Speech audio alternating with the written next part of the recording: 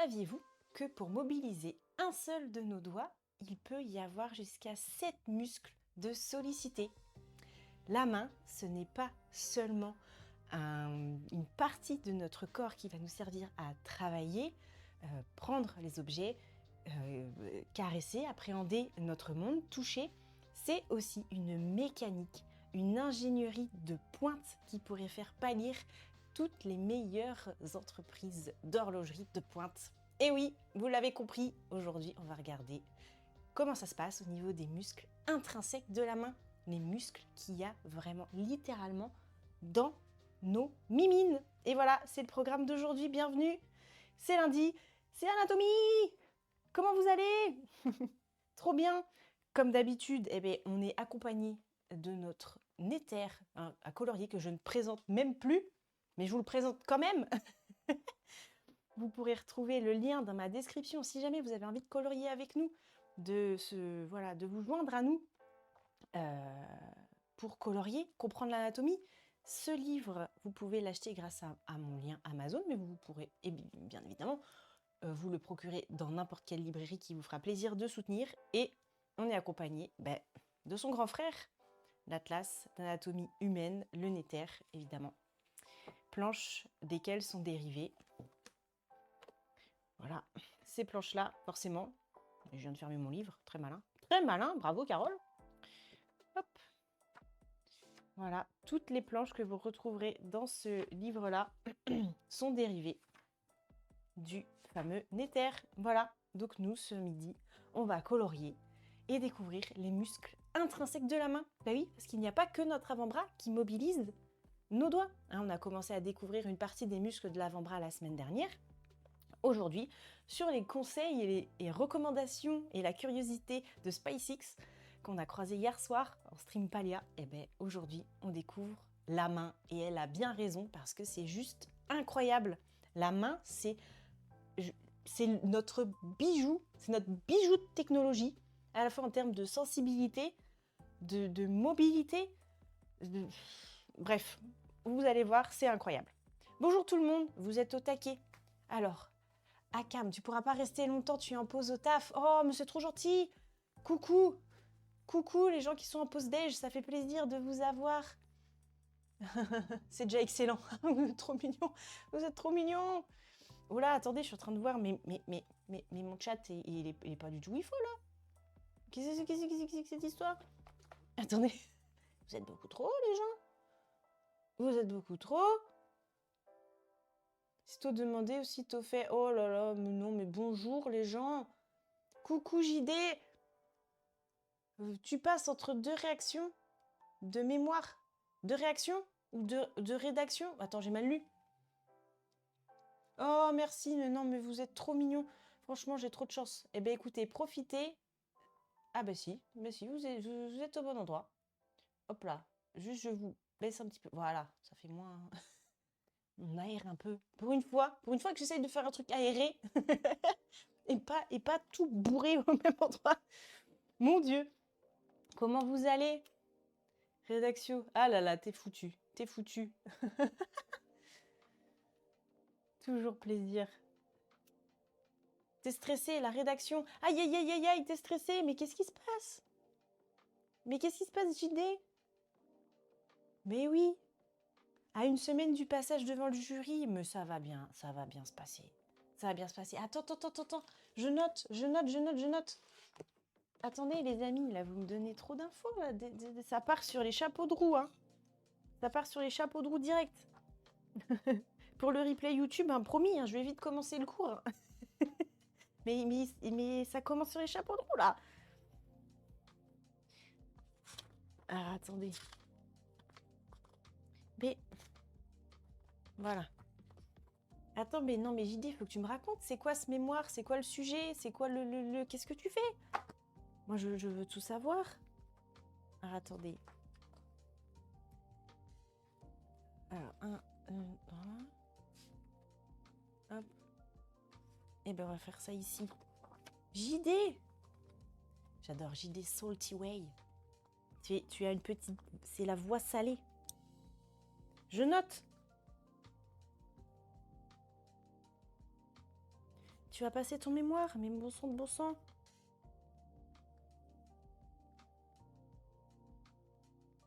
Oh là là là, c'est le 20 pile. Ce sera le 20 pile poil.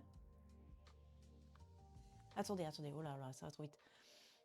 Tu te rends compte que ça se trouve, t'es obligé de cocher des cases. Ah non, ah non, non, non. Ah mais oui, c'est développeur web. Mais oui.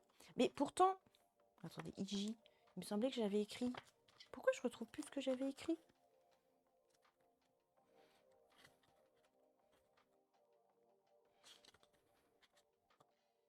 Non, mais je sais pas. Pourtant, AJ. Bah écoutez, je note. Je note direct. Dev web. Je l'avais écrit pourtant ça. Et ça porte sur quoi le mémoire? Il y a un thème ou c'est plus des sortes de... un condensé de tous les stages, de tout ça, tout ça?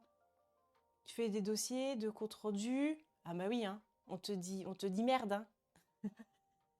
21, 9h40. Je note, 21.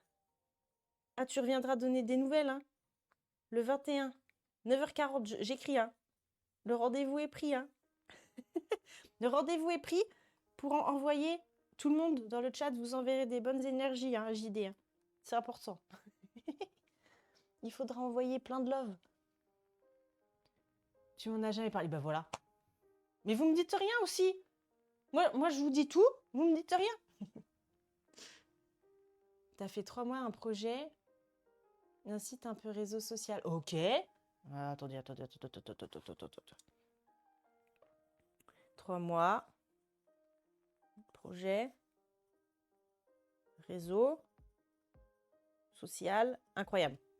Eh ben franchement. Oh, ah, ça met en lien des devs. Mais c'est trop intéressant. Mais c'est trop intéressant.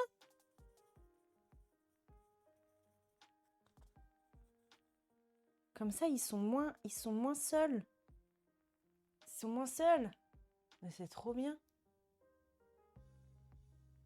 T'en as parlé chez Baguette Chaussette. J'adore ce nom. Baguette Chaussette. C'est mieux que Claquette Chaussette ou pas?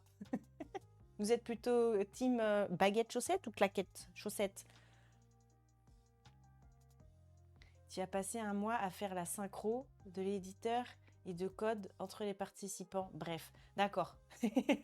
J'avoue, là, tu as commencé à me perdre, mais en vrai, je suis toujours intéressée pour apprendre des nouvelles choses. Et d'ailleurs, on est là pour ça aujourd'hui, pour apprendre des nouvelles choses. Ça fait trop plaisir. Et du coup, Akam, je sais pas si t'es encore là. J'ai écrit? Non, j'ai pas écrit. Dans quoi tu bosses? Si un jour tu repasses, il faudra que tu me dises. T'es en mode post-déj, mais tu bosses dans quoi? Ça bosse dans quoi chez vous? Attendez, hop là, ça y est. J'écris. T'as possiblement loupé la dimension d'adaptation sur mobile. Ah oui, ah, j'imagine que entre ordi et mobile, c'est pas simple. C'est pas simple de changer l'adaptabilité des écrans. Ça me fait bafouiller, dis-nous, cette histoire. Eh bien, écoute, en tout cas, on t'envoie plein de force.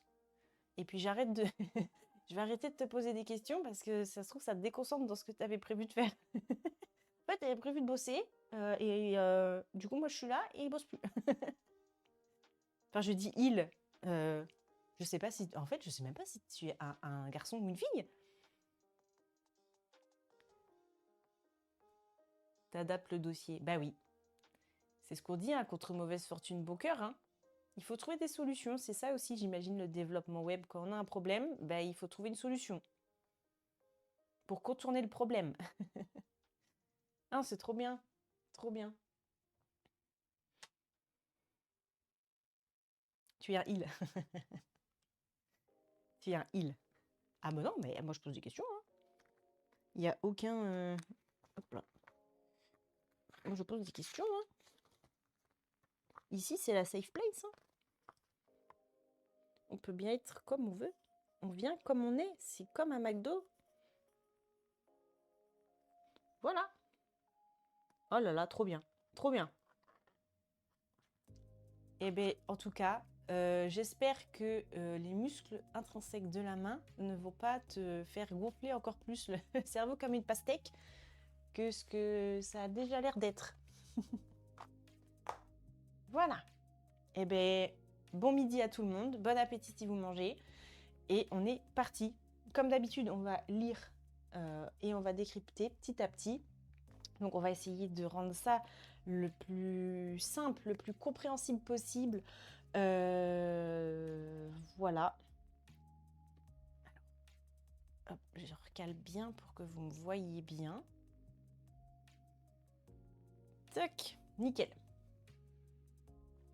Et on va vraiment comprendre que, en fait, toute l'ingénierie de la biomécanique, regardez, on commence déjà à le comprendre.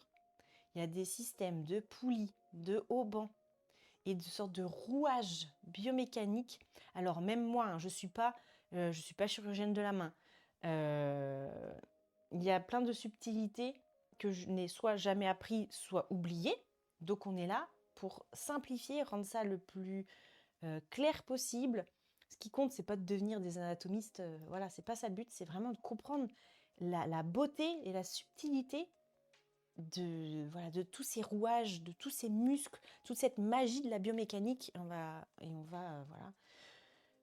reprendre tout ça ensemble. Le risque, tu dois déjà reprendre. Ah ben écoute, bon courage. Des bisous, courage et plein de force. Merci d'être passé. Tant que la personne n'est pas ill, ouais c'est ça. Ill en anglais ça veut dire malade, non? C'est comme sick. Il doit y avoir un truc comme ça, je sais plus. Il me semble, hein. Voilà, mais ça y a, mais la culture. Allez. Donc, ben c'est parti. Je suis en train de réfléchir si j'ai oublié de vous dire quelque chose, mais on est parti. Les muscles intrinsèques de la main. Et voilà. Ils vont mobiliser les doigts de façon complémentaire aux fléchisseurs et aux extenseurs de la main qu'on a vu, enfin des doigts surtout, qui sont au niveau avant-bras. Hein. On l'a vu, il y a la partie antérieure et la partie postérieure où l'éminence, ou les épicondyliens latéraux et les épicondyliens médiaux qu'on n'a pas encore vus. On a vu les extenseurs, donc on a vu les muscles de la face dorsale de l'avant-bras. Vous pourrez d'ailleurs retrouver tous mes replays sur ma chaîne YouTube Caro_stream. Voilà, par rapport à tout ce qu'on a déjà vu. Voilà, on l'a déjà travaillé ensemble. La loge postérieure de l'avant-bras, c'était incroyable. Déjà, on a compris énormément de choses. Mais là, on va voir comment, en fait, tous ces petits muscles vont venir en complément, et vont venir soutenir et rendre encore plus fine l'action des muscles qui mobilisent les doigts. Deux groupes musculaires qui sont, eux, superficiels, parce qu'il va y avoir plusieurs groupes musculaires, en fait. Il y a les muscles de l'éminence ténar et hypoténar. Et on va voir ensuite qui sont donc les plus superficiels. Et ensuite, vous allez voir qu'on a tous les muscles, on va dire, interosseux, qui sont la couche profonde, qui vont se situer, comme le nom l'indique, entre les os. Donc c'est eux qui sont le plus proches, le plus au contact de la couche osseuse de la main, entre guillemets. Encore une fois, on essaye de vulgariser le plus possible. Hein. L'éminence ténar, c'est celle qui est du côté du pouce. C'est le gros steak qu'on a. En fait, l'éminence ténar, vous voyez, c'est ce steak-là, là. Voilà, vous voyez, là, tout ça, là, ça, c'est l'éminence ténar, celle du pouce. L'éminence hypoténar, c'est celle-là. C'est celle du petit doigt. C'est ce steak-là, là. Tendre. Tendreté. D'ailleurs, il paraîtrait qu'il y a un petit tips pour la cuisine par rapport à la cuisson d'une viande, savoir si c'est bleu, saignant à point ou trop cuit. Il paraîtrait qu'il faudrait serrer, en fait, plus la cuisson avance, plus vous serrez les doigts, comme ça, plus vous faites une pince du 2e, 2, 3, 4, 5. Et en fait, en fonction de la dureté de l'éminence par rapport à la dureté de la viande, eh bien, ça corroborerait avec bleu, saignant à point ou trop cuit. J'ai appris ça. Petit tips de cuisine. Alors vous me direz en commentaire si vous aussi vous avez déjà entendu ça, si ça se vérifie, si c'est vrai, si c'est pas vrai. Voilà. Allez-y, let's go. C'est les commentaires. Dites-moi si cette astuce fonctionne réellement et si vous l'utilisez. Surtout ça. Voilà. Donc maintenant vous savez que ça c'est éminence ténard, éminence hypoténard. Donc, ténard c'est le pouce, hypoténard c'est le petit doigt. Voilà, déjà si vous savez ça, vous allez pouvoir briller en société parce que 99% des gens ne le savent même pas. Rien qu'avec ça, vous allez passer mais pour un érudit. Attention les yeux. Hein. Les muscles intrinsèques profonds, eux, comprennent l'adducteur du pouce, qui est à la paume, et qui est donc, comme son nom l'indique, adducteur du pouce. Voilà. Donc son rôle, ça va être de ramener le pouce. L'adduction, ça ramène au niveau de l'axe, donc ça va resserrer le pouce près de l'axe de la main. Voilà. Les muscles, il fait partie des l'éminence ténard. Les lombricaux, ce sont 4 petits muscles qui vont être attachés au tendon du fléchisseur profond des doigts. D'ailleurs, j'ai revu ça, j'ai revu passer cette petite info, il faut que je la vérifie. Mais, fun fact, les muscles donc lombricaux sont les seuls muscles du corps à s'insérer sur un tendon et pas sur un os. Alors ça, c'est quand même fou. Au même titre que l'os hyoïde, c'est le seul os qui n'est relié à personne. Enfin, un des seuls os qui est relié à personne, avec une grande majorité des os sésamoïdes aussi. Mais voilà, cet os flotte un petit peu. C'est une particularité, il n'est articulé avec aucun autre os. Et bien les lombricaux, c'est pareil. Ils ne s'attachent pas sur un os, ils vont s'attacher sur un tendon. C'est fou ça. Exception, petite exception sur ce muscle. Donc on va les découvrir. Les interosseux, comme leur nom l'indique, c'est des muscles palmaires, il y en a 3, et des muscles dorsaux, il y en a 4. Et eux, ils sont entre les métacarpiens. Voilà, rien que leur nom, interosseux, vous pouvez vous dire « Ah oui, c'est vrai, les interosseux !» C'est ceux qui seront entre les os, forcément. Donc c'est eux qui sont entre les métacarpes. Là, on les voit ici. Ils ont comme des formes de plumes, un peu, si on peut dire, entre les métacarpes.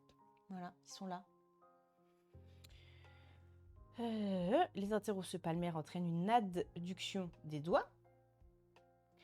Les interosseux dorsaux, une abduction. Voilà, en gros, c'est eux qui vont permettre d'écarter ou de serrer en fait les doigts et la paume. Voilà, ça c'est entre les os, c'est les interosseux qui nous permettent de faire ça. Ça te parle la technique? Ça te parle la technique, ça y est? Trop bien. Ben oui, c'est un daron qui m'a dit ça. C'est un daron qui m'a dit ça. Mais on sent l'expérience qui parle. On sent l'expérience qui parle. Alors je me dis, bon, c'est peut-être pas très hygiénique.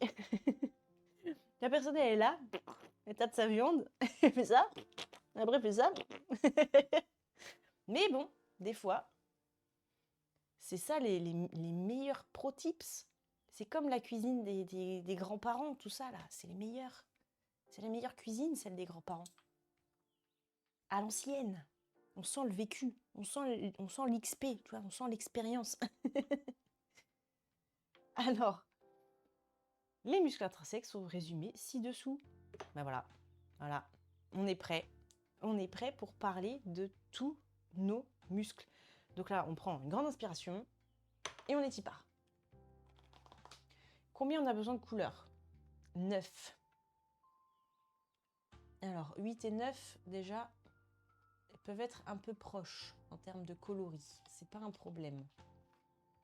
Puisque ce seront nos interosseux et qu'ils ne sont sur aucune planche en commun. Ensuite, on va prendre, si on se prenait, déjà on se prend des marrons comme ça, c'est bien. Voilà, on prend des rouges, on prend du rose. Ah, attendez, on est rendu à combien? Il en faut 9, on a dit. Hein.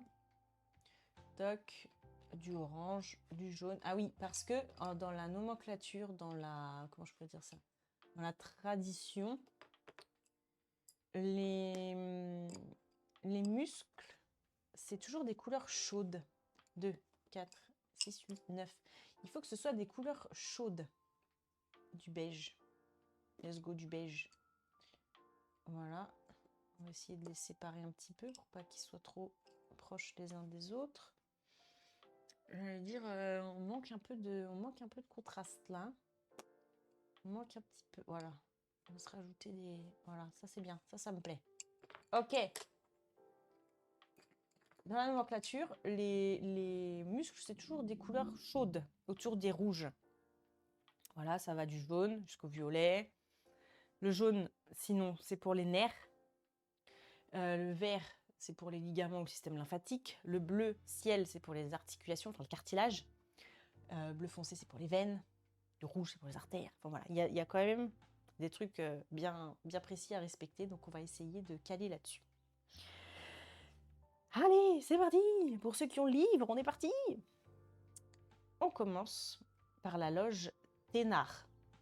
Voilà, on va essayer de faire une petite accolade. Adducteur du pouce. Par contre, c'est un peu bizarre parce que là, il nous dit que c'est dans l'éminence Thénard et là, il ne nous l'a pas remis dans l'éminence Thénard. Chat oblique, chat adresse. Adducteur du pouce. Le 4. Si, pourtant, le 4 fait partie de la loge Thénard. Bon, écoutez, là, ça, on est sur la loge Thénard. Et là, on est sur la loge Hypothénard. Petit doigt. Hop là. Excusez-moi, j'ai eu un... Mon écran est devenu noir tout d'un coup. Je sais pas si vous m'avez perdu. Non, j'ai l'impression que je suis toujours là.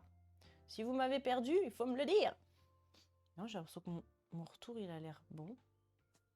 Bon, j'espère que je suis toujours là. Si je suis plus là, il faut me le dire. Voilà. Ça, c'est bueno. Alors, commençons avec le 1, qui est l'opposant du pouce. L'opposant du pouce, il va prendre son origine sur le rétinaculum des fléchisseurs et le tubercule du trapèze. Alors, le trapèze, pas de panique, c'est pas le trapèze de là. Je vous rassure, aucun rapport avec la choucroute. Le trapèze, c'est un des os du carpe. Alors, hop. Le trapèze, c'est un des os du carpe. Où est-ce qu'il est, ce petit loustic? Bon sang de bon sang, là. Le trapèze, c'est l'os colorié ici en bleu. C'est un des os de la colonne, là, un des os de la base du pouce. On a le scaphoïde, vous avez peut-être déjà entendu parler du scaphoïde. Ben juste, hop, après, on a le trapèze. Et ensuite, on a le premier métacarpe. Donc, notre opposant du pouce, il va s'insérer sur l'os bleu, qui est là, et sur le rétinaculum des fléchisseurs. Alors, le rétinaculum des fléchisseurs, c'est une bandelette de fascia, c'est une bandelette de tissu élastique qui va permettre, vous voyez qu'on a des tendons là, forcément les tendons de l'avant-bras qui vont ensuite se diviser pour aller jusque dans nos doigts. Et en fait, on a une bande élastique qui vient plaquer ces tendons pour éviter que dès que on bouge nos doigts, que les tendons ils fassent n'importe quoi à la face antérieure du poignet. Donc ils vont être là pour plaquer, comme faire une sorte de haubans. Et c'est ce rétinaculum-là qui peut s'épaissir et gêner un nerf bien connu, le nerf médian, qui va donner des fourmillements dans la main. C'est qui ça? C'est le syndrome du canal carpien, parce que le nerf médian, il passe aussi en dessous. Voilà. Donc c'est ça le rétinaculum des fléchisseurs. Est-ce que éventuellement il y a un endroit? Voilà, il est là. Vous voyez? Regardez, là on le voit bien, c'est du noir et blanc, alors j'espère que vous verrez bien. Là, on va avoir le passage en fait de notre nerf. Voilà. En dessous, cette bande, vous la voyez bien, hein. Là, vous avez une bande élastique qui va permettre de plaquer tous les tendons qui arrivent de l'avant-bras. Et ça va venir, comme ça, plaquer les tendons. Pour éviter que ça joue de la castagnette, là, et que ça fasse n'importe quoi. Voilà, ça permet que tout le monde reste bien à sa place. Et en dessous, ben, on le voit bien, hein. Là, il y a qui? Notre gros nerf médian. Donc vous imaginez, là, ils l'ont enlevé, évidemment. Donc si vous rajoutez le rétinaculum défléchisseur par-dessus, et que ça commence un petit peu à s'épaissir avec les sollicitations, avec le temps, avec le métier qu'on fait, les vibrations, tout ça, il va devenir trop épais et il va venir appuyer sur le nerf médian. Et là, on a les fourmis, les 3 premiers doigts, surtout la nuit, etc. Ça, c'est le syndrome du canal carpien typique. Et donc, notre opposant du pouce, il est là. On va voir qu'il va s'insérer, il est là, il va s'insérer sur cette bandelette, en fait. Il va venir s'insérer sur notre bandelette élastique. Et sur qui? Sur le trapèze, qui est cet os-là. Voilà. Qui est, hop là, cet os-là, mais là on est à la face dorsale. Donc c'est pas intéressant. Il est de l'autre côté. Est-ce qu'il y a d'autres vues où on le verrait un petit peu mieux? Alors comme d'habitude, hein, je suis désolée, je préviens pas toujours, parce que moi c'est tellement... Voilà, bref, c'est tellement habituel pour moi. C'est des planches, évidemment, d'anatomie. Donc parfois, en tournant les pages, je préviens pas toujours, mais il peut y avoir des images un petit peu avec des coupes bizarres. Voilà, désolée. Désolée pour ceux qui sont un peu sensibles. Moi, je l'ai vu passer tout à l'heure. Enfin voilà, en tout cas, là on voit bien les deux loges, enfin ténard, pardon, et hypoténard. Là, on les voit bien, nos deux steaks là. Nos deux steaks de la main. Est-ce que je peux expliquer pourquoi le craquement des doigts?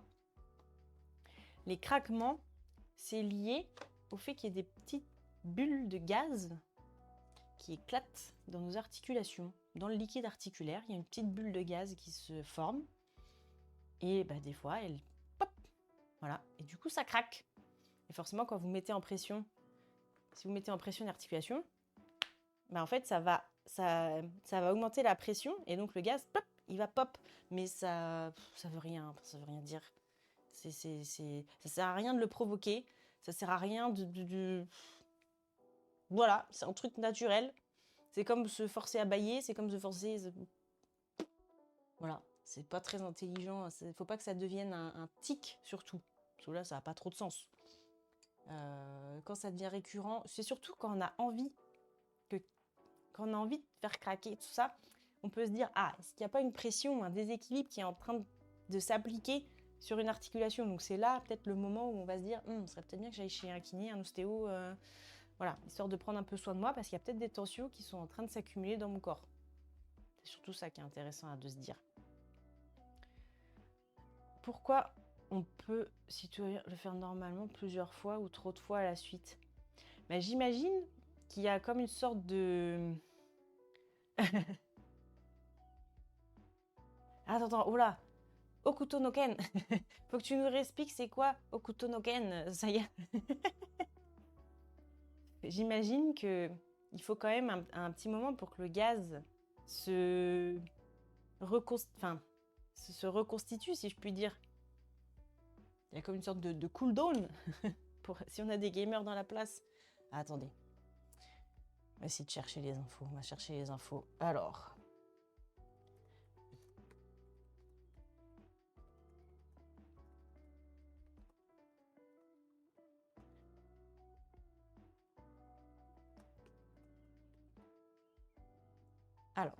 Qu'est-ce que ça dit quoi?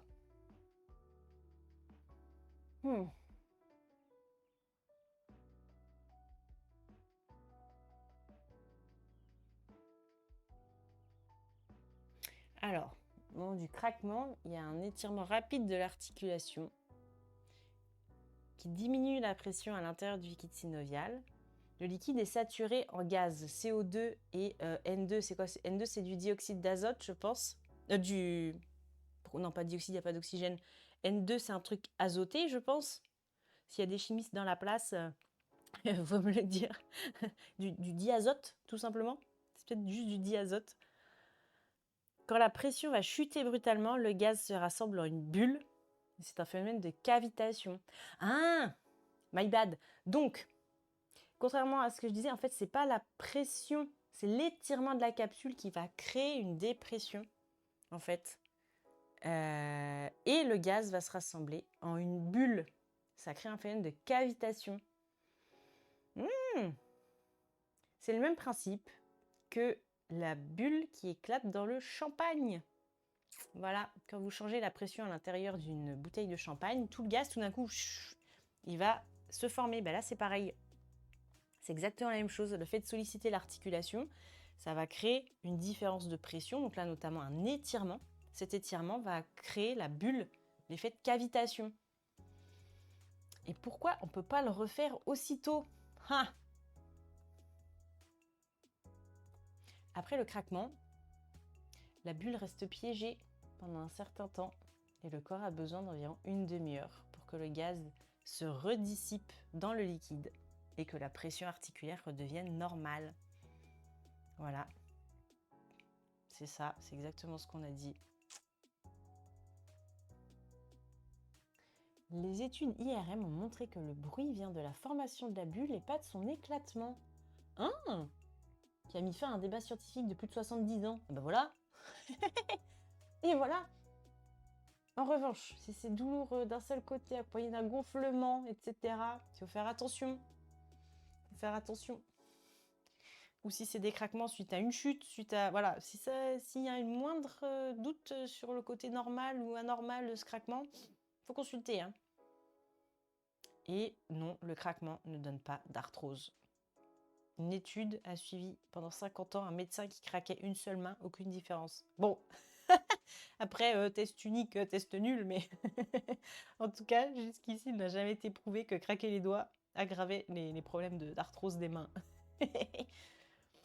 Donc, si on résume, le fait que les doigts craquent, c'est lié à une différence de pression dans l'articulation. En fait, le fait de mettre de la tension va étirer la capsule. Cet étirement va créer un appel de gaz qui normalement est dissous dans le liquide synovial. Donc là, le gaz, il va se former comme dans une bouteille de champagne. Quand vous enlevez le bouchon, vous voyez toutes les bulles qui apparaissent. Ben là, c'est pareil. C'est ce qu'on appelle la cavitation. La formation de ces bulles va donner le craquement. Et ensuite, le corps a besoin, en fait, on ne peut pas le faire de manière répétée, comme ça, à l'infini. Voilà, il faut que ce gaz se redissolve dans le liquide pour pouvoir de nouveau craquer ses doigts. Mais on l'a dit, si ça commence à devenir un tic, si c'est associé à un phénomène de chute, s'il y a de l'inflammation, un gonflement, voilà, s'il y a n'importe quel signe qui veut dire que c'est pas normal, il faut aller consulter. Hein. Ça veut dire que l'articulation, il y a quelque chose qui se passe. Voilà. Et si vous sentez des gènes, des raideurs, besoin de faire craquer, voilà, parlez-en au médecin, parlez-en au kiné, parlez-en à votre ostéo pour comprendre pourquoi vous avez toujours besoin de ce sentiment de gêne et de tension qui est présent. Voilà. Et jusque-là, aucune étude n'a prouvé que ça aggravait ou que ça précipitait les phénomènes d'arthrose. Voilà, vous savez tout sur le craquement des doigts. Vous savez tout. Merci Saya, tu es un puits de science. C'est bien de le dire pour un modo. Ah merde, j'ai loupé la blague. J'ai dit une blague sans le savoir. Avec modération. Ah oui. Modération. Ah, ça y est. On se fait craquer avec modération, c'est ça. Ken le survivant fait souvent craquer ses doigts. Hein? J'avais pas la ref. Okuto no Ken. Ok, ça c'est lié à Ken le survivor. Diazote. C'est du diazote. Ok. Avec modération. Bah oui. Toute douleur, de toute façon, tout ce qui vous paraît anormal, c'est anormal. On enfonce des portes ouvertes. Tu es la preuve testée, approuvée. Ah là là là là. Mais ça sert à rien de se faire craquer les doigts à l'infini, hein. à part énerver les gens à côté. Ah, mais arrête, fais craquer tes doigts, ça me fait tort. Voilà, ça ne serait pas grand chose. Surtout, faut pas que ça devienne une espèce de tic bizarre. Voilà, et bien ça, toc. Donc du coup, notre opposant du pouce, c'est le 1. Muscle ténard qui s'insère sur notre rétinaculum défléchisseur et notre os trapèze, l'os trapèze. Hein. Parce que sinon, ça ferait long comme muscle, hein, du trapèze jusqu'au pouce. Un grand muscle qui n'existe pas. Hop. ça, c'est le 1. Donc, il va s'arrêter au côté médial de la base de la phalange proximale. Non, n'importe quoi. Je lis une phrase qui n'a rien à voir. Ça y est, ça commence. Et surveillez-moi. Hein. Donc, il va s'insérer, donc rétinaculum, tubercule trapèze, et il se termine au côté latéral du premier métacarpe. Donc, au côté externe de M1. Voilà, M1, c'est notre premier métacarpe qui est là. On le voit bien là. Mais il va s'insérer sur le bord latéral de cet os. Et son rôle, il va opposer le pouce au centre de la paume et va entraîner une rotation médiale du pouce. Voilà. Il va entraîner une rotation médiale. En fait, il va opposer le pouce. Hop. D'où son nom opposant. D'ailleurs, ce qui nous différencie et ce qui fait qu'on peut utiliser des outils de manière extrêmement précise, etc., c'est le fait que nous soyons dotés d'un pouce opposable. Tous les animaux, tous les mammifères ne peuvent pas faire ça. Déjà, rien que le fait de pouvoir faire ça, laisse tomber, le nombre de choses, déjà, ça nous donne une pince. Voilà, ça nous permet de saisir les outils. Voilà. Et on peut opposer forcément avec tout, près de tous les doigts, au niveau de la paume, etc. Donc ça, le fait d'avoir ça, pouvoir faire cette chose, ça nous différencie et ça nous rend beaucoup plus habiles, des grands guillemets, qu'une grande majorité de mammifères, d'autres mammifères sur cette planète. Voilà, c'est une de nos particularités d'humain, d'avoir un pouce opposable. Et à partir du moment où il y a eu ça dans l'évolution, attention les yeux, ça a tout changé. Voilà. Donc lui, il est profond. Hein. Ils ont enlevé le 2, le court abducteur du pouce, pour qu'on puisse le voir, parce qu'il est en dessous. Voilà. Donc ce muscle, il fait rappel, il va tirer le pouce comme ça, pour que il vienne comme ça dans la paume de la main.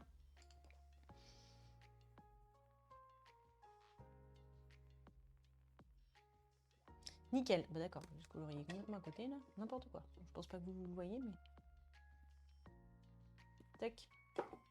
Nickel. Modération. Modération. Ouais, non, là j'étais partie en roue libre. J'ai lu une phrase qui avait aucun rapport avec la choucroute. Je sais pas qu'on peut chercher à comprendre. Imagine les gauchers qui sont souvent ambidextres. Bah oui. Mais vous savez que dans le cerveau, là, j'ai vu passer l'info tout à l'heure, là. Le cortex moteur, laisse tomber. La place qui est dédiée à la main, c'est énorme. C'est énorme.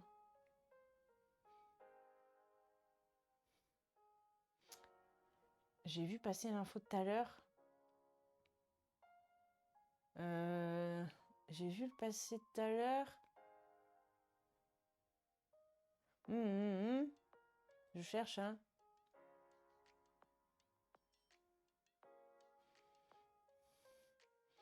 Ah non, je ne retrouve pas mon info. Ah si, ça y est, j'ai retrouvé l'info. Donc je disais en début de live que mobiliser un seul doigt peut mobiliser jusqu'à 7 muscles différents. Et donc, ça fait que rien que ça, c'est la main, c'est l'outil qui est le plus précisément représenté dans notre cortex moteur. C'est tellement fin, tout ce qu'on peut faire. C'est tellement fin et précis. Imaginez le cortex moteur d'un violoniste ou d'un pianiste. Le truc, c'est un bijou de perfection. C'est un bijou de perfection. Hein. Vous vous rendez pas compte? Tac, ça c'était le 1. C'était le 1. je vais faire ça aussi. Hein. Ça m'évitera de colorier, de dire des lignes que ça n'a rien à voir. Là, voilà, je colorie, nickel. Tout va bien. Bon, ça chauffe un peu là-haut. Hein. Alors, le 2, le court abducteur du pouce. Attendez, je vérifie juste. tant que j'étais dans mes lignes là.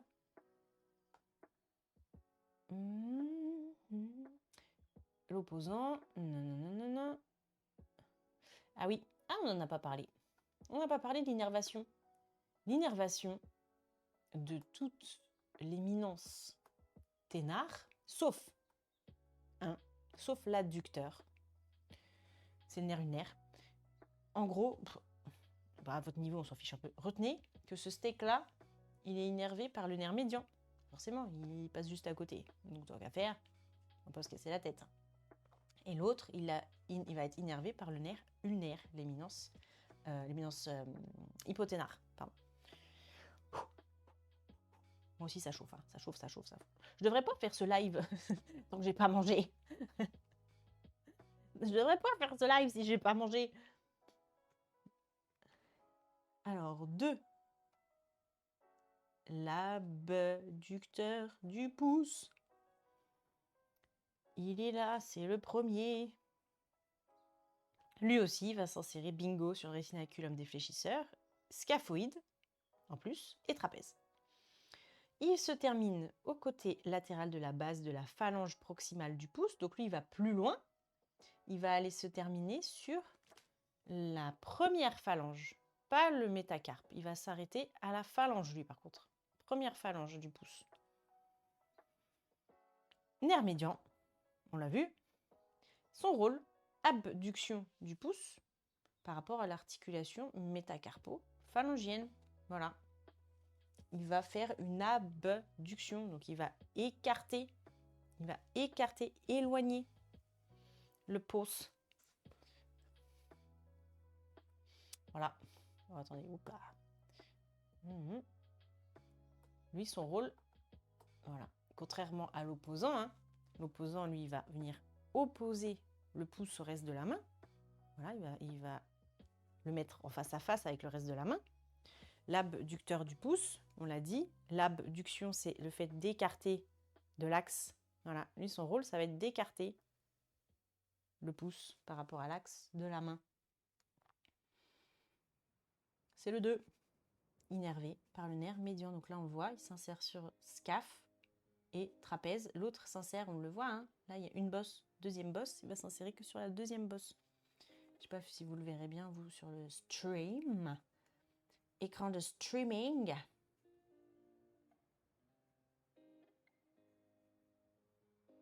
Tac. Le 2, on n'oublie pas la légende. La légende, bordel. Et là, donc, ils l'ont réséqué, ils l'ont coupé pour qu'on puisse voir l'opposant qui est en dessous. Voilà, donc là, on est à la base de P1, première phalange du pouce. Tac! C'est le 2.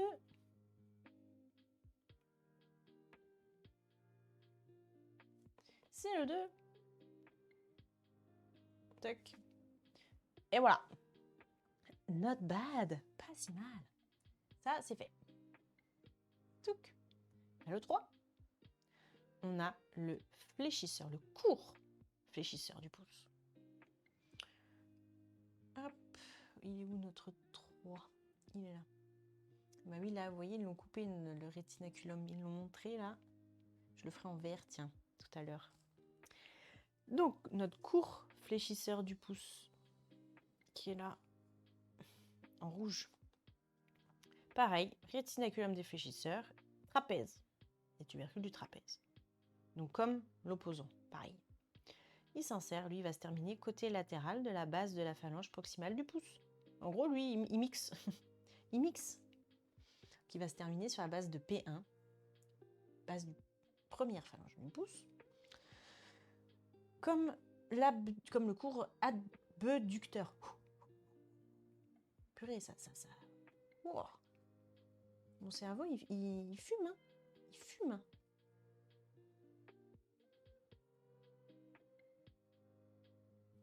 Voilà, le 3, c'est notre court fléchisseur du pouce. Et bingo, il est fléchisseur de la phalange proximale du pouce. flexion de la phalange proximale, ça veut dire qu'il va faire ça et pas ça. Ça, il va fléchir la première phalange, pas la deuxième. Donc ça permet juste de faire ça. C'est pas facile hein, d'isoler, mais c'est lui qui fait ça.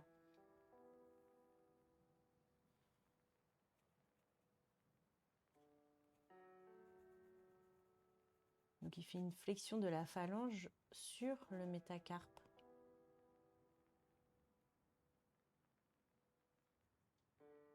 Par contre, je trouve ça bizarre qu'il met le 3 là, parce qu'on dirait qu'il s'insère sur le...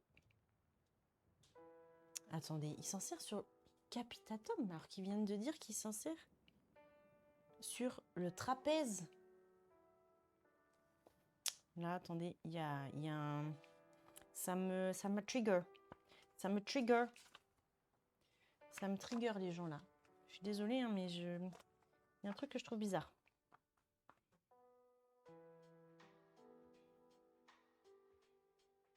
Court fléchisseur du pouce. Ok. Non, pourtant, il est bien... Il est bien là. On est d'accord. Attendez, hein, je mets à côté pour que vous suiviez aussi comme moi. Là, notre court fléchisseur du pouce, il est là. Donc, oui, mon crayon. Donc, voilà. Là, on est d'accord. Ici. Voilà. Next. Ça. On pourra colorier d'ailleurs, tant qu'on y est. On a dit notre rétinaculum. C'est du fascia, tout ça. Donc, les ligaments, etc. C'est en vert. Voilà. Là, il faut comprendre qu'ici, c'est des lames de fascia. Tout ça, là. Tout ça, on est sur de la lame de fascia. Tout ça, là, vous voyez, tout ce qui est blanc nacré, là. Voilà. On est sur de la lame de fascia. Toc. Ah ben alors. Ça. Et d'ailleurs, j'ai rangé mon marron, mais là, le muscle coupé, c'est notre abducteur, le court abducteur, voilà, qui est là. Par contre, là, j'ai pas l'équivalent de ça, là. Ça me...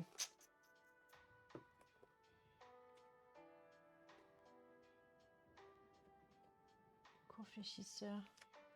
Ça se trouve, c'est eux, en écrivant, il y a eu peut-être une coquille. Hein. Il y a peut-être une coquille.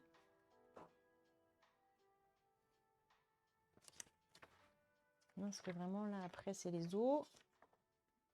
Non, l'avant-bras. Il faut que je vérifie. Je vais vérifier. Hein.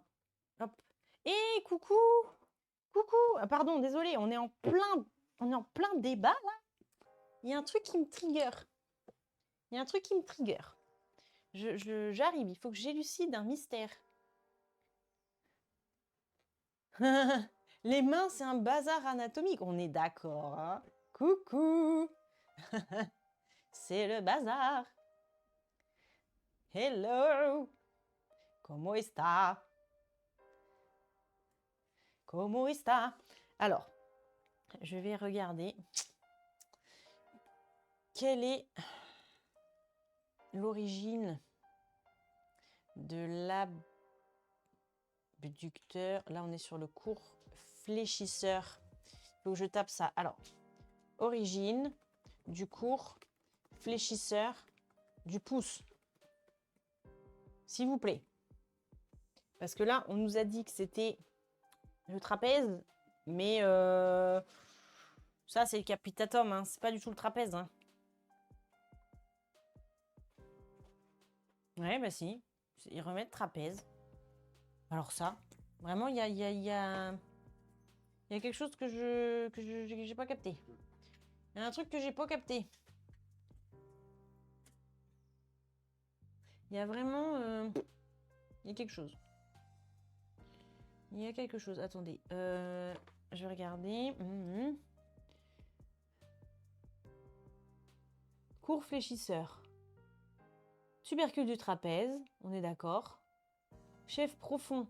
Ah, trapézoïde et capitatum. Mais en même temps, il précise pas là. Mais non, mais les gens là, ça va pas du tout. Scaphoïde trapèze. Non mais, ça va pas du tout. Non, là, il nous en manque un morceau. Hein. Il nous en manque un morceau là. Plus. Ah non, il faut rectifier ça. Hein. Je me disais bien qu'il y a un problème. Plus. Trapézoïde. Plus. Capitatum, parce que là, c'est...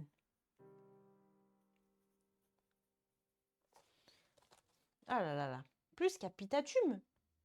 Là, on voit bien un trapèze, on est d'accord.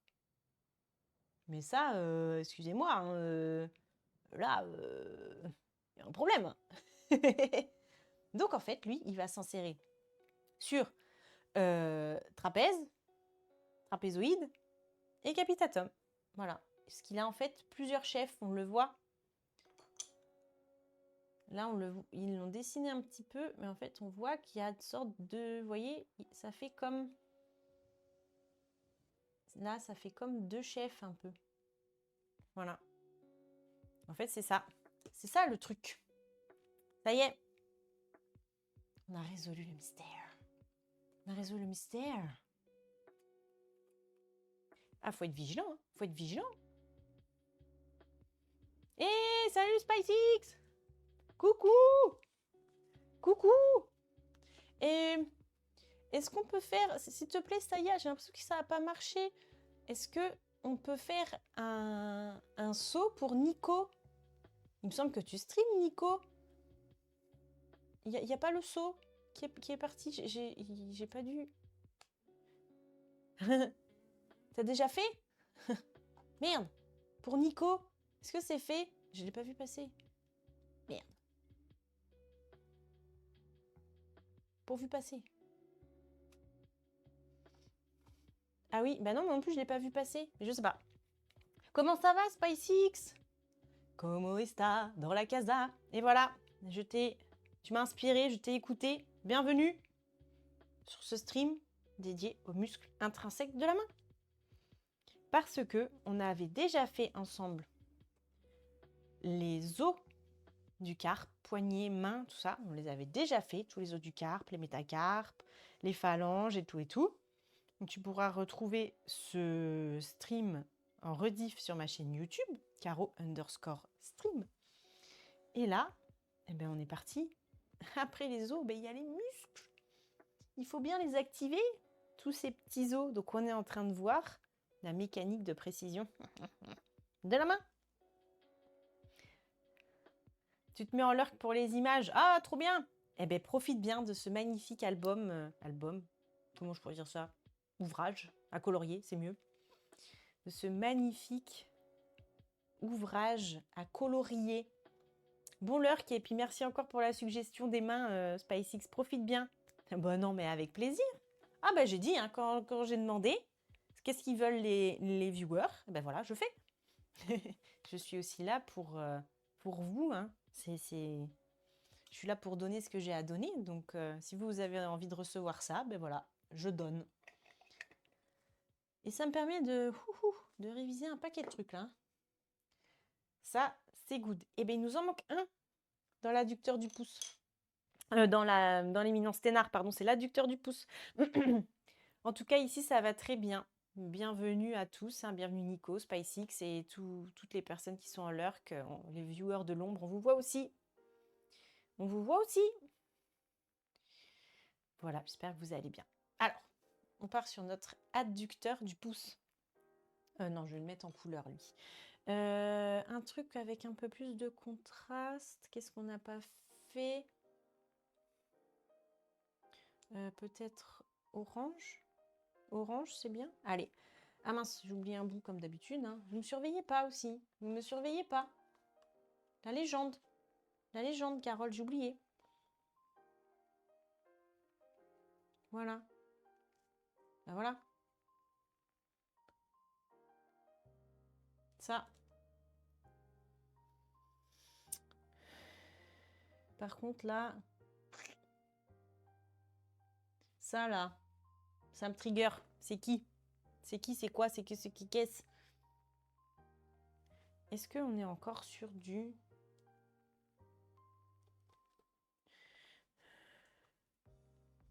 C'est bizarre. Hein, chef profond, nanana. Ah, c'est du... D'accord. Ok. Voilà, on voit bien les chefs, les différents chefs. Voilà. Profond et superficiel. Bah maintenant, 4, c'est notre adducteur du pouce. Alors.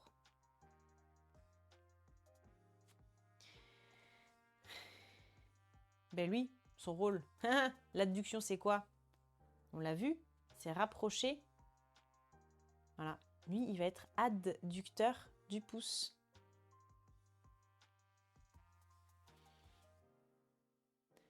Ah oui, Streamlab ne met pas les liens.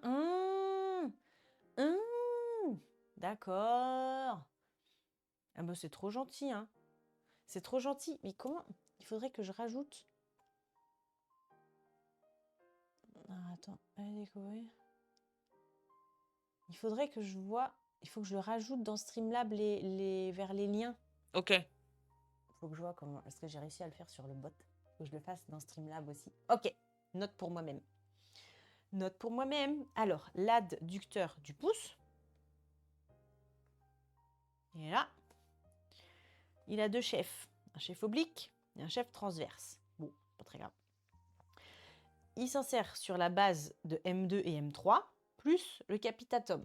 Voilà, donc capitatum plus les bases de M3, base de M2.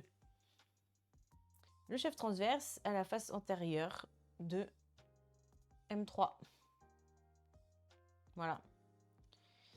Hop, hop, hop, et il va jusqu'au côté médial de la base de la phalange proximale du pouce. Donc lui, il va traverser la paume de la main pour aller s'insérer sur la partie médiale. Donc là, c'est pas facile à montrer, mais là, on aura la partie latérale pour les autres muscles qu'on a vu tout à l'heure. Et à la partie médiale, donc à l'intérieur du pouce. Et donc lui, il va permettre de, quand il va tirer, de ramener le pouce vers la paume de la main. Donc de faire une adduction. Voilà, et on voit les deux chefs. Lui aussi. Lui aussi, il a deux chefs. Il a deux chefs.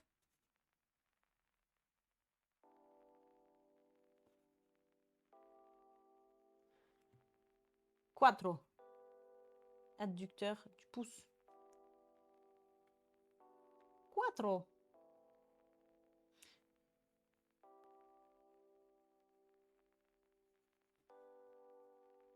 Je suis la légende maintenant, comme ça je suis sûre de ne pas l'oublier. Lui aussi, innervation. Ah non, pas lui aussi, justement. C'est le seul qui n'est pas innervé par le nerf médian. Mais par le nerf... Hop. Ulnaire, normalement, je vérifie. Nerf ulnaire, c'est le seul. C'est le seul. Voilà. C'est le seul, the only one.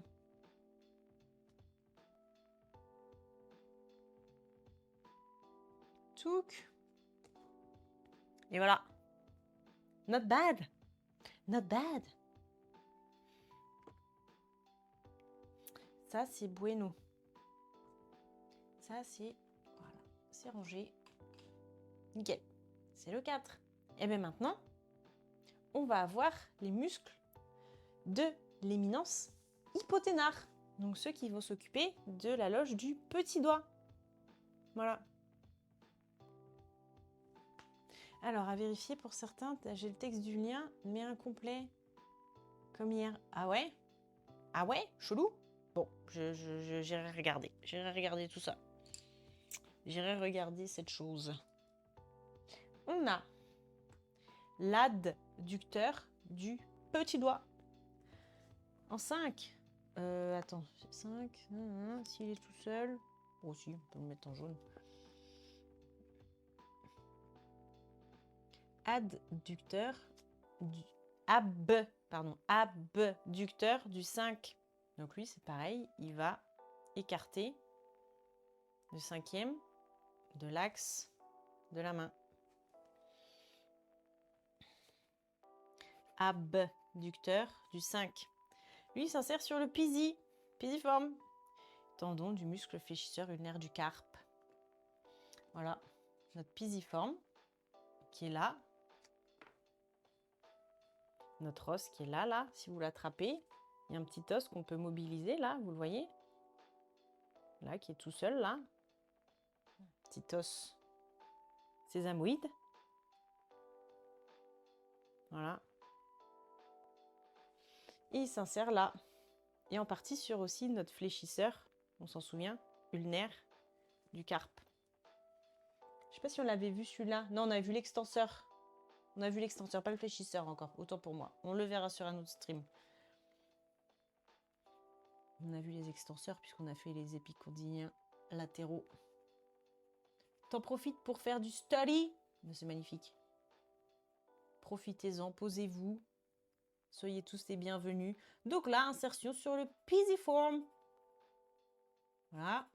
Nickel. Pisiforme. Et il va aller jusqu'au côté médial de la base de la phalange proximale du petit doigt. Donc on le voit, il va à la partie médiale. On rappelle, la position anatomique de référence, c'est l'homme de Vitruve, avec les bras comme ça, le long du corps, paume vers l'avant. Donc médial, c'est ce qui se rapproche du centre du corps. Donc il va s'insérer sur la partie médiale de la base de la première phalange. Et c'est pour ça que quand il va se contracter,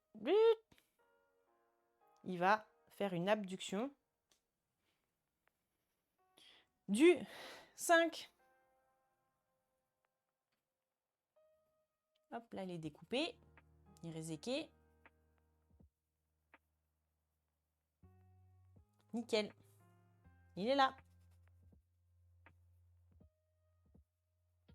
Il est là aussi. 5.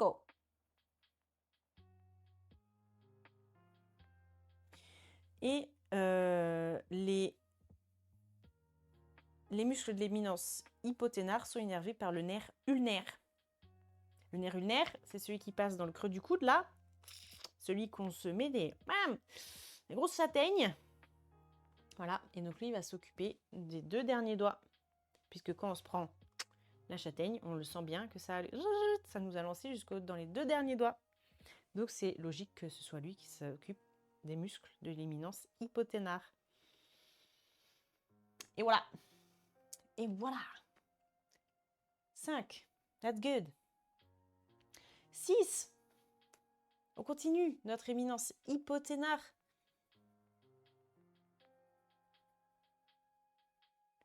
Le court fléchisseur du petit doigt. Ben lui, tout est dans le nom. Il va faire une flexion du petit doigt. Mais, alors, c'est pareil. Il va avoir une subtilité. Il va faire une flexion seulement de la phalange proximale, donc une flexion de la métacarpo-phalangienne. Lui, il va juste permettre de faire la flexion ici. Donc, il va faire... comment je pourrais vous montrer ça à la caméra? Je suis en train de me tordre la main.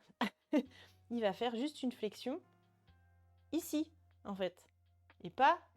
c'est dur à faire sur juste un doigt. Et pas la flexion des dernières... Voilà, des dernières phalanges. Il va juste permettre, vous voyez, de faire ce type de flexion-là. Aller à l'angle droit, mais sans bouger les autres doigts. Enfin, les autres phalanges, pardon. Il faut suivre, hein. Mais moi, j'ai du mal à me suivre moi-même. court fléchisseur. Donc lui, il s'insère sur le rétinaculum des fléchisseurs et sur l'amulus de l'os amatome. L'amulus de l'amatome, c'est l'espèce de crochet là. On a un gros os au niveau du carpe, dont un qui a un gros crochet là qu'on appelle amulus.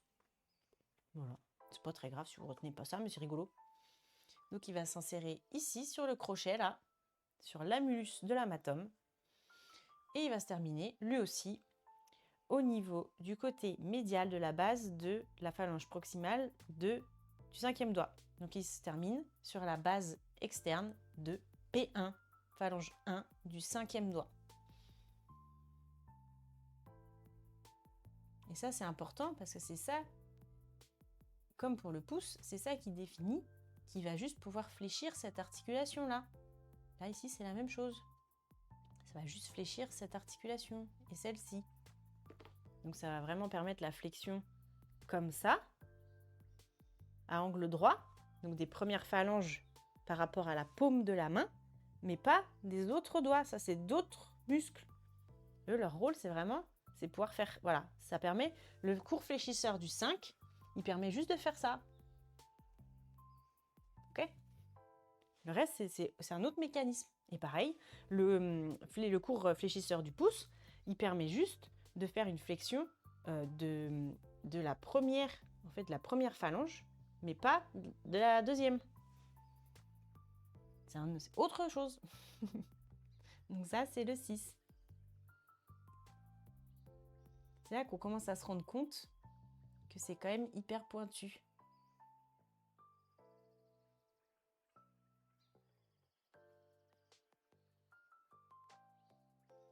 Voilà, 6, il a été lui aussi réséqué. Là, alors ce truc-là, par contre, c'est du ligament, j'ai bien l'impression. Alors, j'ai bien l'impression que c'est du ligament.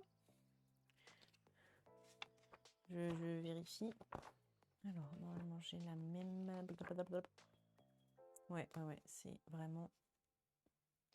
Est-ce que mon petit... Hop, le vert, voilà. Là, c'est l'autre portion du rétinaculum. Voilà. Qui est réséqué. Et notre 6, lui... Hop, voilà.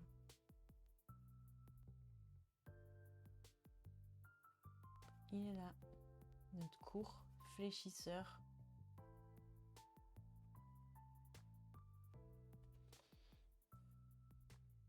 Du 5 du petit doigt. 6, il est là.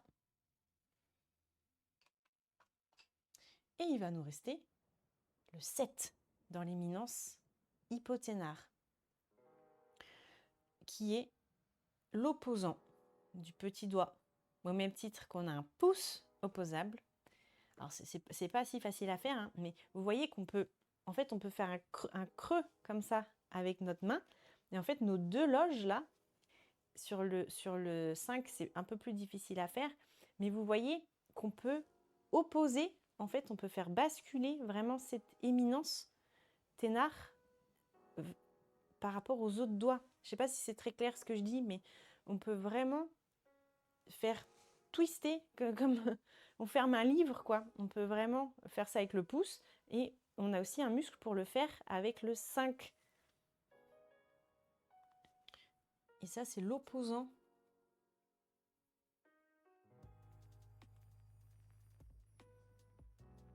Voilà, l'opposant du 5 qui nous permet de faire ça. Oh, mais non, mais aujourd'hui, mais bon sang de bon sang. Voilà, et lui, il est profond. Bon sang de bon sang. Je dois vous faire trembler dans tous les sens, là.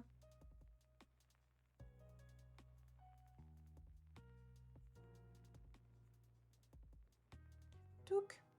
Voilà, ça c'est notre fléchisseur ulnaire du carpe, hein, qu'on n'a pas vu encore. 7. Il est là, il est profond, là. Notre 7.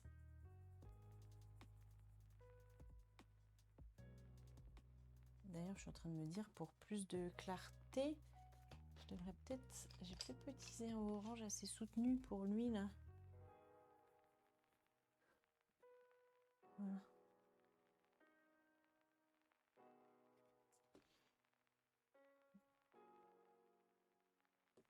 Toc. Pas confondre.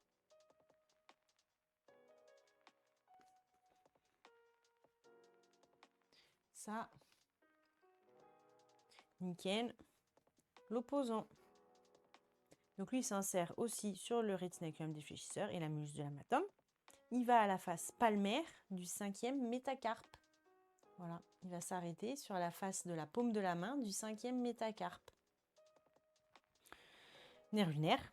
Et il va attirer et entraîner une rotation du 5e métacarpe pour faire face au pouce. Donc ce qu'on disait, c'est avec les deux opposants, c'est ça qui nous permet, en fait, de comment je pourrais vous dire ça, de comme pouvoir plier notre main comme un livre, en fait. On va pouvoir opposer le 5 et le 1.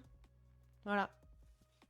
Et ça, c'est vraiment propre à très... Il y a très peu d'espèces, en fait, qui ont autant de précision mécanique de la main. Vraiment, c'est un bijou. C'est un bijou de biomécanique qu'on a au bout des mains.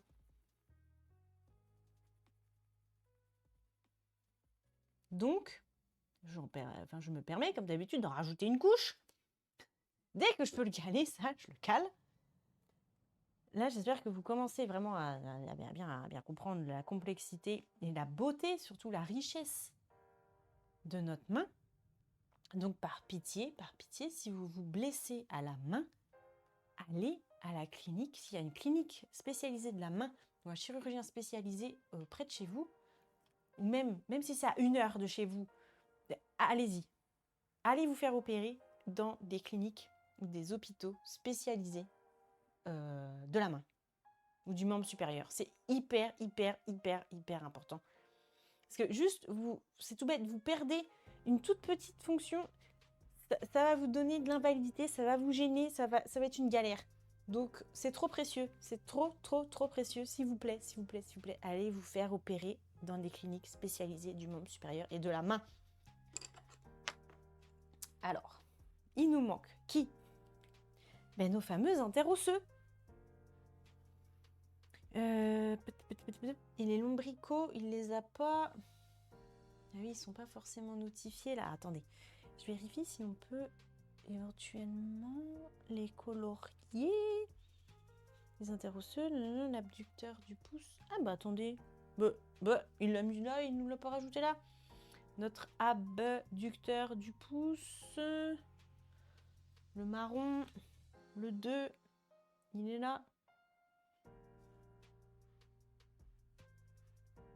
Toc.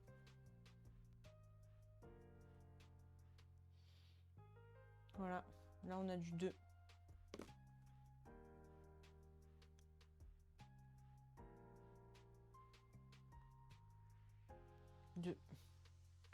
Je me disais aussi qu'il y avait un steak là qui était pas 2. Nos lombricots, est-ce que ça irait peut-être plus vite si je cherchais dans la rameau, oui, premier, deuxième lombricot. Ah, ce serait bien. Les lombricots réclinés. Ah, ils sont là. Merde. Là, ils sont là. Ah bah attendez, je rajouterai une couleur. Je vais rajouter une couleur pour eux parce que ils sont trop importants. Ils sont trop importants, eux. Voilà. Là, on aura nos lombricots. On en parlera tout à l'heure. Voilà. Hop. Ils sont là. Je me disais aussi. Voilà, les lombricots. Ils sont là. Donc, là, gardez la main. Faut pas perdre la main surtout. Donc, on va avoir nos interosseux qui, eux, en fait, ils vont être de chaque côté adjacent des faces des métacarpes, en fait. Ils vont s'insérer comme ça et ils vont aller à la base des phalanges proximales et ils vont lancer des extensions vers les extenseurs des doigts. extenseur 2, 3, 4. Ils sont énervés tous les deux par le nerf ulnaire d'ailleurs. Et ils vont faire une abduction des doigts par rapport à l'axe de la main. Donc eux, ils vont être, les interosseux, ils vont être globalement abducteurs. Donc ils vont permettre d'écarter la paume comme ça, les doigts, ça va permettre d'écarter la main. Ils vont fléchir les doigts au niveau de la MCP, de la métacarpophalangienne. Et ils vont être extenseurs des articulations interphalangiennes. Donc c'est exactement ce qu'on disait tout à l'heure, c'est des noms compliqués, mais ils vont faire... Donc leur rôle, c'est de faire ça. Mais aussi, comme ils s'en servent sur les fléchisseurs, sur les extenseurs, je vais y arriver. Comme ils s'en servent sur les extenseurs, ils vont en fait permettre de fléchir, comme pour le 5 et le 1, ils vont pouvoir fléchir au niveau de la métacarpophalangienne. Donc, ils vont fléchir les premières phalanges. Mais comme ils s'insèrent aussi sur les extenseurs, ils vont activer les extenseurs. Donc, ils vont permettre à la fois de faire la flexion, tout en gardant l'extension au niveau des autres phalanges. Voilà. Donc, les gens qui font du voguing, comme ça, les gens qui font du hip-hop ou du voguing, vous voyez, eh ben, eux, ils utilisent à fond leur interosseux. Sans le savoir. Donc si vous êtes fan de voguing, de hip-hop et tout ça, ben voilà. Vous êtes un champion de l'interosseux dorsal. Et d'ailleurs, ça va être la même chose pour les interosseux palmaires. Ils vont aussi fléchir les doigts au niveau de la MCP et ils vont être extenseurs des autres interphalangiennes. Mais eux, leur rôle, au lieu d'écarter les doigts, bah eux, ils vont resserrer les doigts. Leur rôle, c'est de resserrer la main. Voilà. Donc, quand vous essayez d'attraper de l'eau, par exemple, vous avez les interosseux là, qui vont fonctionner. Les opposants, vous voyez. Voilà. Il y a plein de petites choses qui vont s'activer comme ça. Et c'est trop chouette. C'est beau. Moi, je trouve ça beau, l'anatomie. Donc, la seule différence entre les interosseux qu'on a à la face palmaire et à la face dorsale, parce qu'on en a des deux côtés, c'est qu'il y en a un qui va permettre d'écarter les doigts et l'autre qui va permettre de resserrer les doigts. Voilà. Vous savez tout sur les interosseux. Et grâce à eux, que ce soit le palmaire ou le dorsal, c'est eux qui font faire du voguing. Voilà, vous savez tout. Vous savez tout. Donc, on va les colorier. Ça, c'est nos interosseux dorsaux. Ici. Donc, ça va me prendre un petit peu de temps. Voilà, essayer de faire ça bien. Et là, on voit, regardez les expansions qu'ils envoient sur les tendons, là. Des extenseurs. Je ne sais pas si vous le voyez, si vous le verrez bien. On voit, voilà, de chaque côté. Là, voilà, au niveau du dos de la main, là. On les sent, hein, de toute façon, si vous passez entre vos doigts, là, vous les sentez, hein. Ici, on sent les petits steaks qui sont là. Mais c'est eux. C'est eux, les interosseux. Et ils envoient une extension. Voilà. Ils envoient une extension sur les fléchisseurs. Les extenseurs. Sur les extenseurs. Voilà, je répète. Pas les fléchisseurs, les extenseurs.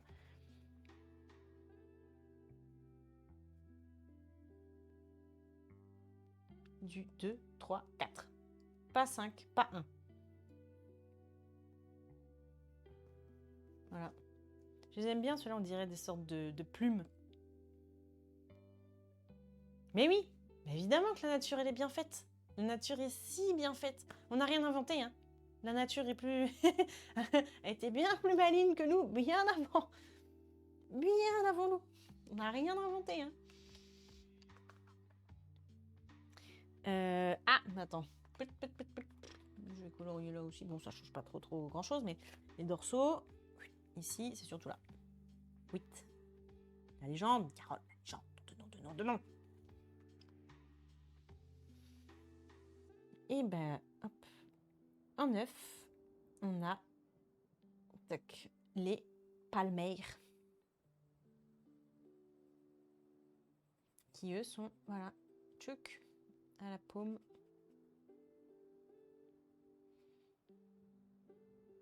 Et on voit l'extension là qui est prévue pour les extenseurs. Là, on voit à chaque fois là, il y a un petit zigouigoui là qui est là.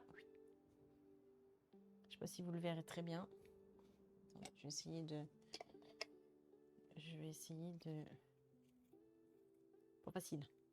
Je vais essayer. Voilà. Que vous le voyez un peu plus. Voilà.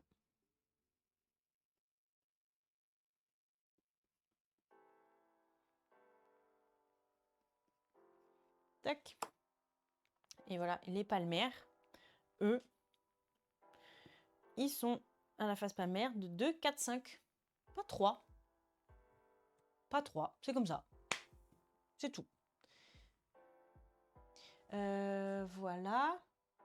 Donc là, à la face palmaire. Bon, 1, 2, 3, 4. Là, on a un autre. Hop. Ici.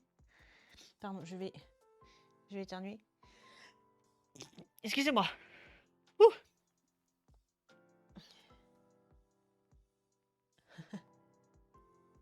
Ah oui, on est arrivé quand je suis sur la soupe.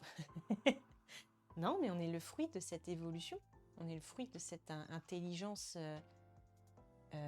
génétique, biologique, tout ça. On est le fruit de tout ça. Alors attendez, est-ce que là, 1, 2, 3, je regarde si je peux. J'ai pas envie de faire des dingueries là. J'ai pas envie de faire des dingues. Colorier des trucs qu'il faut pas. On va se laisser ça comme ça pour le moment. Et on va tâcher de comprendre en fait. Alors c'est pareil, on vous demande pas d'être biomécanicien, on s'en fiche. Mais hop, regardez. Là on va avoir. Alors regardez ça. Merci. Merci à mes souhaits. En fait, là on se rend compte. Attendez, avant, je m'enflamme. Je vais vous lire la partie pour les. Hop. Pour. C'était ça. Les lombricots. La partie pour les lombricots. 1, 2. Ils vont s'insérer, donc eux, sur les tendons, en fait, des muscles. Des fléchisseurs profonds des doigts.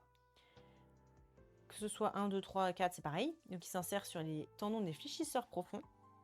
Et ils vont donner des extensions sur les extenseurs des doigts. Donc en fait, eux, ils font le lien entre les fléchisseurs et les extenseurs. Eux, c'est le relais entre fléchisseurs et extenseurs. Et ça, c'est une particularité, c'est une singularité de ces muscles-là, lombricaux. Ils s'insèrent entre deux muscles. C'est le relais, c'est le tampon. Voilà, c'est magique. C'est trop beau. Le corps a inventé ça, il s'est dit vas-y, let's go. Et moi, je trouve ça incroyable. Et leur rôle, ça va être d'être fléchisseur de la MCP et extenseur donc des interphalangiennes des doigts concernés. Donc on en revient exactement, c'est la même chose que les muscles interosseux. C'est eux qui permettent toujours de faire cette fameuse flexion, mais à la fois d'activer les extenseurs, donc de pouvoir combiner flexion, mais aussi l'extension, en fait. De garder les doigts en extension et pas en flexion sur les dernières phalanges. Voilà, c'est vraiment ça qui permet de faire ça. D'avoir la main à l'équerre. C'est quand même fou. C'est quand même fou. Je trouve ça dingue. Je trouve ça dingo. Voilà. Et est-ce qu'il nous les montre? Languette, nanana. En fait, c'est ça. Nos muscles lombricaux, là, ils vont faire l'extension, le relais, pardon, entre la partie extension et la partie flexion des doigts.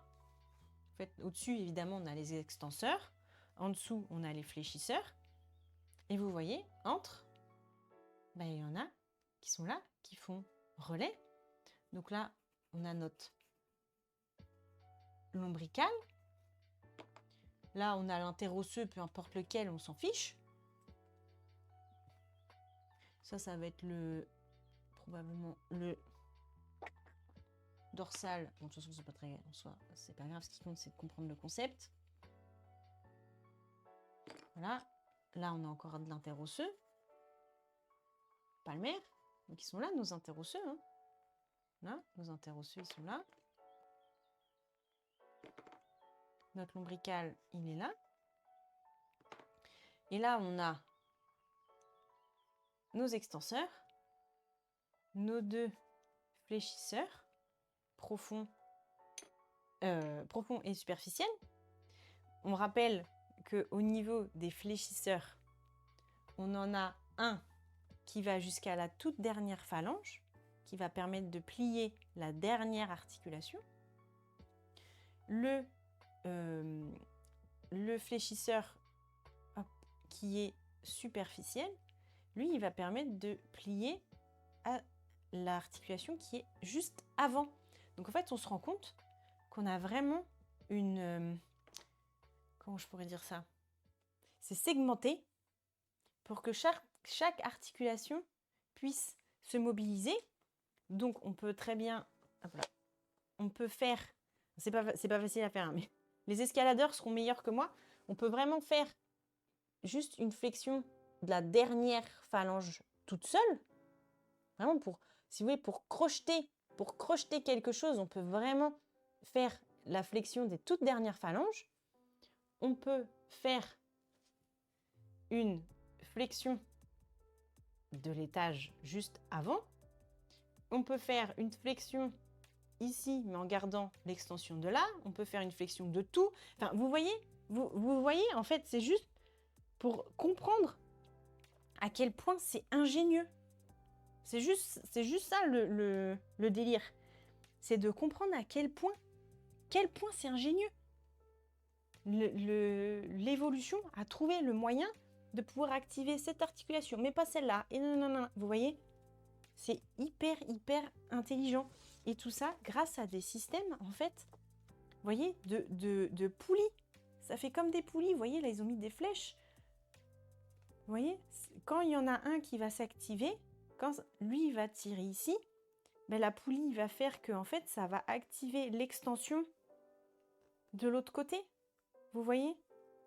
C'est ça qui est malin. C'est ça qui est malin. Il y a des haubans, il y a des relais, il y a des poulies dans tous les sens. Notre main, c'est de l'ingénierie, c'est de la mécanique de précision. Donc, je le redis une fois de plus, allez vous faire opérer par des spécialistes de la main. S'il y a quoi que ce soit, c'est trop précieux.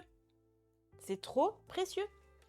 Si vous perdez une de ces fonctions, un de ces petits tendons, un des nerfs, c'est fini. Vous allez avoir de l'invalidité, ça va être une galère monumentale. Donc vraiment, c'est trop précieux. Trop précieux. Voilà, s'il y a vraiment un message à retenir de ce stream, de cette vidéo, c'est que la main, c'est trop précieux. C'est trop beau, c'est trop ingénieux, c'est trop bien. C'est le truc le plus poussé de l'évolution qu'on ait. Ça nous permet d'interagir avec le monde, de travailler, de nous nourrir, de donner de l'amour, d'être en contact avec nos congénères. Enfin, voilà quoi, c'est beau. C'est beau, la main, c'est trop beau. Voilà, moi c'est mon outil de travail, donc comment vous dire que je les aime. Que je les aime et que j'en prends soin. Alors, est-ce qu'on peut se raconter des petits trucs rigolos? Est-ce qu'on a des trucs drôles à partager? Ben oui. il y a des pathologies, en fait, au niveau de la main qui peuvent être un peu typiques. L'atteinte, en fait, vous le comprenez, comme il y a certains groupes musculaires qui sont innervés soit par le médian, soit par le nerf ulnaire. Quand vous allez avoir des paralysies d'un de ces nerfs, ça va donner des attitudes bien particulières à la main. Si vous perdez le nerf ulnaire, par exemple, c'est lui qui va s'occuper justement des interosseux, des lombricaux. Donc en fait, vous ne pourrez plus pouvoir faire ça. Donc vous aurez la main qui est en griffe, qui restera comme ça, parce que vous n'aurez plus la capacité à garder l'extension de vos doigts. Donc en fait, quand vous allez fléchir la main, automatiquement, vous serez comme ça. Donc, voilà, juste vous perdez ça, vous êtes tout le temps comme ça. C'est un peu une galère. C'est un peu une galère d'être tout le temps comme ça, on est d'accord? Un peu une galère. Il y a juste un truc d'atteint et vous vous retrouvez comme ça. Voilà. Franchement, il y a tellement de codépendance, de collaboration, de tout ce que vous voulez. Voilà. J'ai l'impression que je me répète. Je vais vous seriner ça. C'est un truc de fou. Un truc de fou. Quand on a une atteinte, par exemple, du nerf médian, on va avoir l'impossibilité de fléchir l'index et le majeur. Donc, on va rester un peu comme ça. Si vous voulez fléchir la main, vous allez faire ça. Pardon, si vous voulez fléchir la main, c'est pas facile à faire. Vous allez réussir à faire que ça. Et vous allez rester comme ça. Vous pourrez bénir tout votre entourage. Donc, il y a peut-être des professions où ça peut servir. Mais bon, ça peut être un peu embêtant quand même. Au quotidien, c'est un peu embêtant, quoi. Donc, vous ne pourrez plus, en fait, fléchir le 2 et le 3. On appelle ça la main du prédicateur. L'autre, on a dit ulnaire, c'est la main en griffe. Le canal carpien, on en a parlé. C'est l'atteinte du nerf médian au niveau du passage là, du défilé, donc du canal carpien. Donc lui, il fourmille dans les 3 premiers doigts, surtout la nuit. C'est aggravé par les métiers de manuel, les vibrations, voilà. Et certaines pathologies hormonales, les problèmes de thyroïde, par exemple, enfin voilà. Qu'est-ce qu'il y a d'autre à se raconter? Ah oui, pour tester par exemple aussi ça, alors, il me semble que c'est le nerf médian. En fait, il y a la pince. La pince, donc vous faites un O entre le pouce et l'index, et le médecin va essayer de le casser. Il va tracter comme ça, il va tracter et essayer de casser. Donc si c'est facilement cassable, c'est possible qu'il y ait une atteinte sur le nerf médian. Voilà, vous allez perdre la force de toute l'éminence là. Ténard, pardon.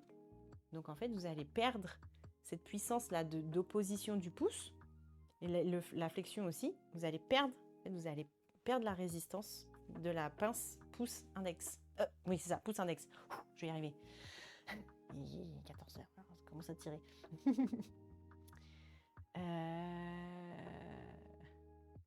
Il y a d'autres déformations qui existent. La déformation en boutonnière, la déformation en col de cygne. Voilà, il y a plein comme ça de déformations des doigts qui sont très spécifiques à des atteintes de la main. Voilà.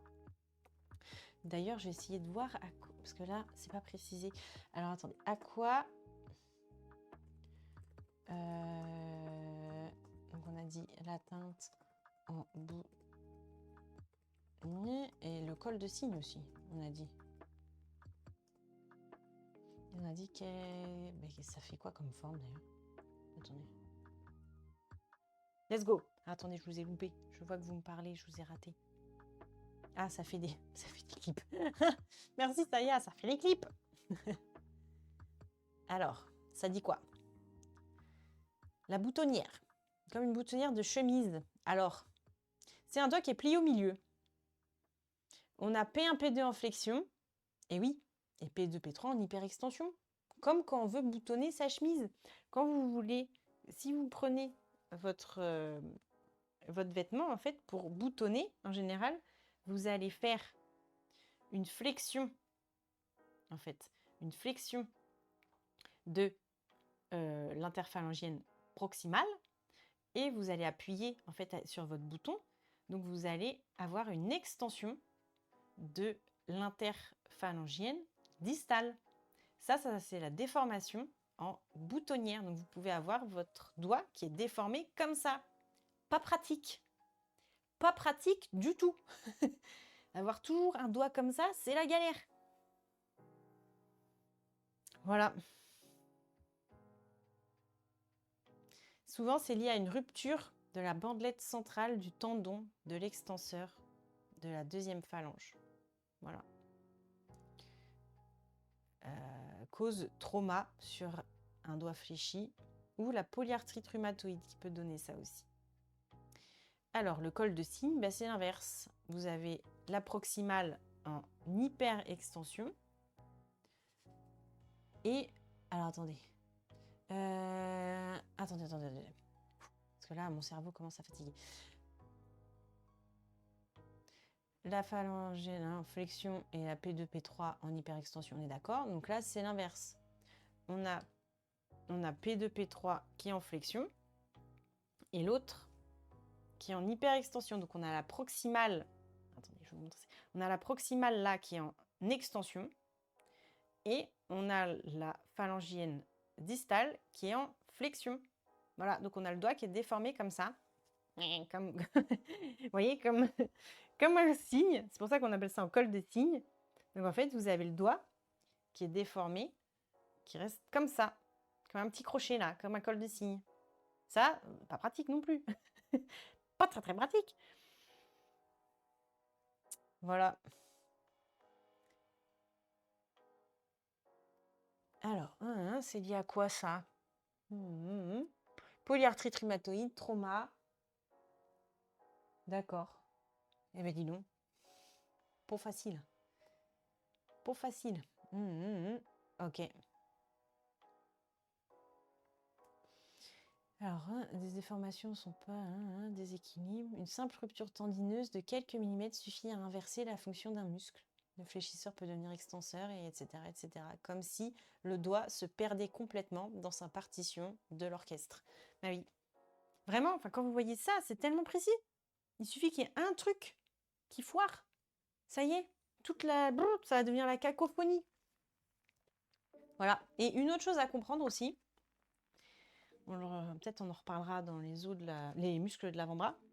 Là, regardez, non mais rien que ça, le tendon des fléchisseurs, regardez le nombre de haubans, le nombre de fixations qu'il y a. Truc de fou. Non mais je vous dis, regardez. La main, c'est trop précis. Faut en prendre soin. Truc de fou. Donc là, en fait, ça c'est pour montrer que vous avez vos tendons, en fait, pour qu'ils coulissent au niveau du poignet, de la main, etc., ils sont dans des gaines. Ils sont enveloppés comme une gaine électrique, vous voyez, la couleur là qui est autour, ou le noir, mais c'est pareil. Et certains tendons, ils en ont en commun. Ils sont en commun. Donc parfois, si vous faites une petite écharde, une plaie, une petite bêtise de rien du tout, un panari, j'en sais rien, par exemple sur le 5e doigt, eh bien, la bactérie va se mettre dans la gaine, et comme il y a du liquide dans la gaine, elle va faire sa vie, elle est à la piscine, elle va aller faire des longueurs, et en fait, vous pouvez avoir une infection qui va se propager jusqu'aux gaines, et là, vous allez avoir une infection qui va se propager au poignet, dans tous les tendons, dans l'avant-bras, ça va être une misère. Donc c'est pareil, ne laissez pas dégénérer.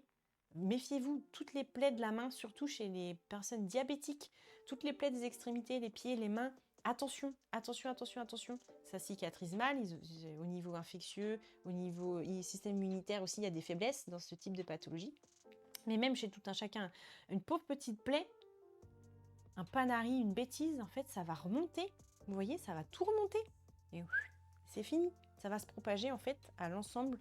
Alors, je ne vous dis pas de devenir parano, mais soyez vigilants. Si vous voyez que ça commence à dégénérer, surtout, consultez. Parce qu'en fait, ça va vite dégénérer.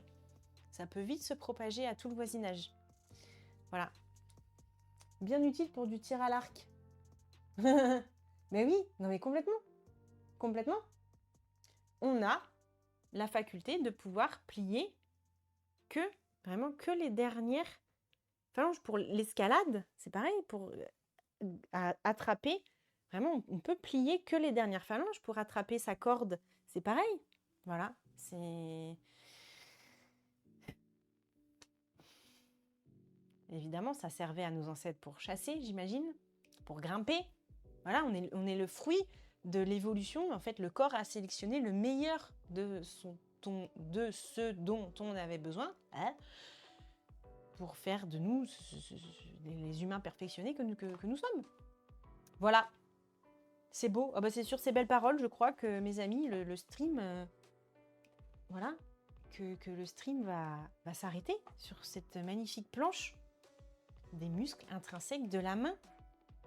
Donc j'espère que vous avez appris des trucs. J'espère que vous avez kiffé. J'espère que vous avez kiffé la life. Voilà. Ah, c'était... Oh là là là, c'est beau. C'est beau. J'espère que vous avez aimé. Si vous avez des questions ou autres, hein, surtout, vous n'hésitez pas. Hein, comme d'habitude, je le rappelle jamais en début de stream, c'est pas un truc magistral. Hein. Il faut discuter, on est là pour échanger les trucs que vous avez entendus, machin, vous n'êtes pas sûr. Ah bah ça, est-ce que c'est un rapport, machin. On est là pour discuter. Ah bah ma tante, elle a ça, je sais pas quoi. Voilà, c'est maintenant. Hein. Au contraire, ce sera avec grand plaisir. Et même moi, j'apprends tout le temps plein de trucs. Vous voyez, ça me permet de réviser un tas de trucs. Voilà, c'est trop bien. Applaudissons tes deux mains. Oh incroyable. Ben, merci pour tout. C'était trop cool. Donc je rappelle, les refs, anatomie, le Nether à colorier. Voilà, vous pouvez le trouver sur Amazon grâce à mon lien affilié. Voilà, ça m'encourage, ça me fait plaisir. C'est toujours chouette. Sinon, vous pouvez l'acheter auprès de n'importe quel libraire ou dans n'importe quelle librairie que vous aurez envie de soutenir aussi. Ça, c'est bien. Si vous êtes curieux, vous faites des études paramédicales, vous êtes sportif, vous avez envie de comprendre le corps, vous aimez colorier, c'est votre truc, et puis vous dites, bah tiens, si je pouvais colorier et apprendre des trucs, ça peut faire plaisir. Voilà. Donc, vous aurez tout là-dedans. Voilà. Les nerfs, les muscles, les os, les viscères, les organes, il y a tout. Voilà, les cellules.